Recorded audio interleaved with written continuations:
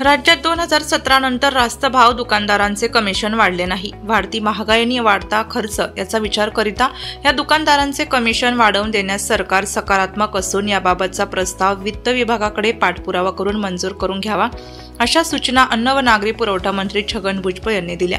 मंत्रालयातील परिषद सभागृहात या विषयावर मंत्री भुजबळ यांच्या अध्यक्षतेखाली बैठक संपन्न झाली।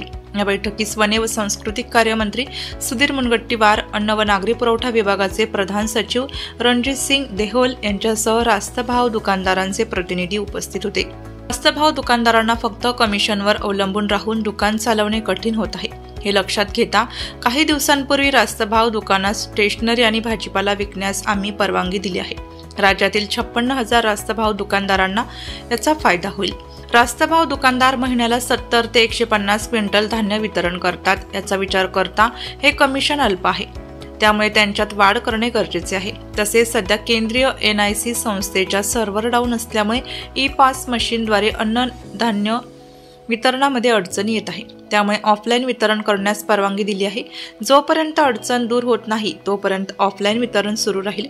तसेच ई-पास कमिशनची समस्या तातडीने दूर करावी, अशा सूचनाही त्यांनी दिल्या।